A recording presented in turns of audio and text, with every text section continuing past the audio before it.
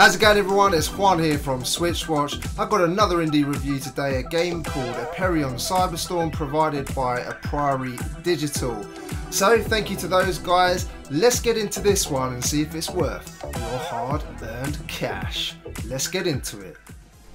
There is a story implemented here in campaign mode where you get to travel to distant worlds. There are 4 in total, and the story revolves around finding your old team that mysteriously vanished 2 years earlier. In the way, you will have factions trying to stop you. It's pretty simple stuff, but there is dialogue between the characters, which is fine, but it's not a story which I was drawn into, and it did feel a little bit forced.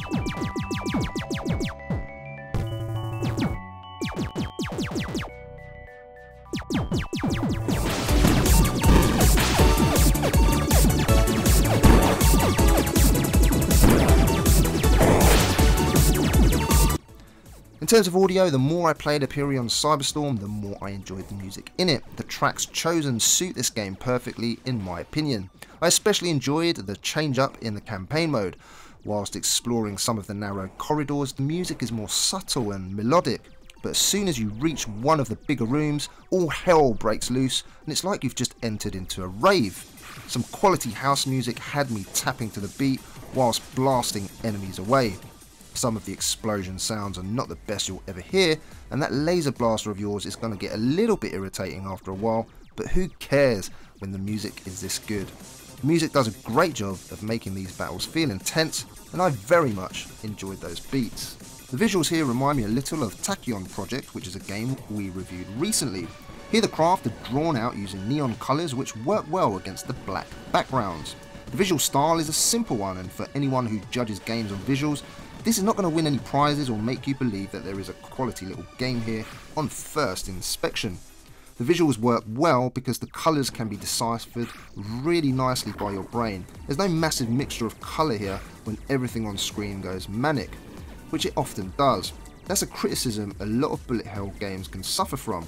When there are many of you on screen, enemies and bullets flying at you at frightening pace, it's great that some of the enemies' bullets are also in different shapes. It just really helps to tell what's what. In the campaign mode, when moving from world to world, the caves look more or less exactly the same, just with a differing colour scheme. It looks as if the maps were designed and built for the game, and then the development team decided to link a bunch of maps together by attaching corridors to link each one. It was a great idea in theory, but it does mean the visuals remain more or less the same throughout. While the neon does a good job of depicting colour, I could not help feeling everything was a little bit dark, especially in handheld mode. I only noticed a tiny bit of slowdown when entering a new area, which didn't affect gameplay, otherwise performance was fine in both handheld and docked mode. The game is described as a twin-stick bullet hell shooter with heavy emphasis on multiplayer action, and in this respect it certainly delivers. Choose a ship with varying statistics, a colour, 2 special abilities you want to take into battle with you, and you're ready to go. Then it's a matter of choosing which mode you want to play. Each ship can be manoeuvred around rather easily, the left stick to move your ship and the right to shoot. Standard twin stick shooter stuff. The 2 left and right back trigger buttons can activate either of your 2 special abilities which you chose, and range from laser beams, spread shots and rapid fires. Now they recharge over time. Your ship also has the ability to dash, and this move is especially useful when trying to avoid the barrage of bullets coming towards you.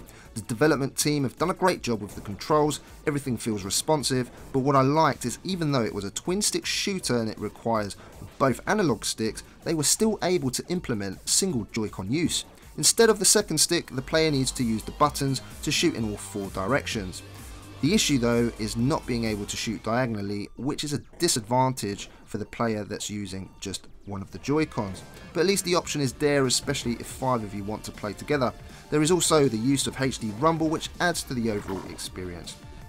All abilities and ships are pretty fun to play and to discover the best combinations of abilities. I kept things really simple and often went with spread shot and rapid fire. These 2 activated in tandem cause devastation to your enemies. The build though will depend on your playstyle.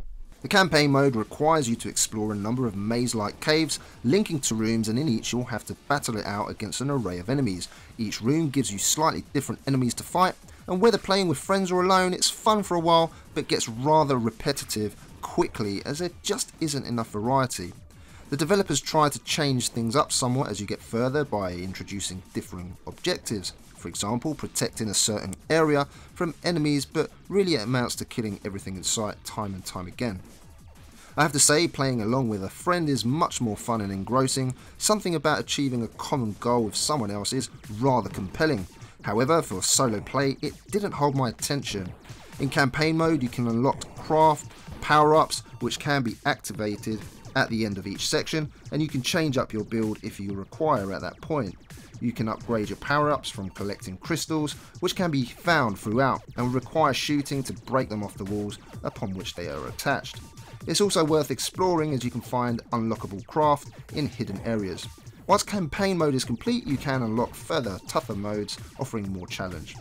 Now, I played through in normal mode and tried hard, which adds a bit more challenge. The difficulty is also adjusted the more players you play with, and the balance seems just about right.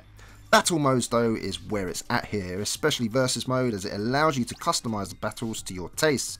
You can choose shorter or longer battles, and you have a bunch of customizable rules. In versus mode, you can choose a map and go at it against up to 5 players. And it's really exciting. Each player can collect power-ups in order to achieve advantages over one another in a free-for-all. You can also team up for some really fun team multiplayer battles, which adds some much needed strategy. If you're alone, then you can add bots to spice things up, which isn't always a good thing, as at least you can play, and as long as the AI is not totally useless, which it isn't here, it can be quite fun. Now, Onslaught is the game's version of survival mode, where you have to survive wave after wave of enemies, and the great thing here is the game opens up all the craft and abilities from the beginning, so you can choose whatever build you like. It's fun testing out all the loadouts, and we had a great time trying to last as long as possible. Unlock stars to open up even more maps, which keeps you motivated to keep on going. Now, this game would have benefited from some online modes, especially a leaderboard. In terms of value, at £10.99 in the UK or $13.49 in the US, this has some very stiff competition in the eShop right now. It's nice that it can be played solo, as you can add bots and there is a campaign mode. Really though, the most fun is when you load up and get straight into battle mode to take each other out. Nothing can beat that little bit of competition between friends.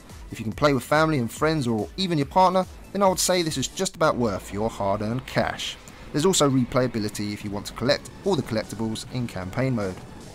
So in my conclusion, Aperion Cyberstorm is a decent enough twin-stick bullet hell shooter, and it's much better experience shared with friends and family, which is to be expected.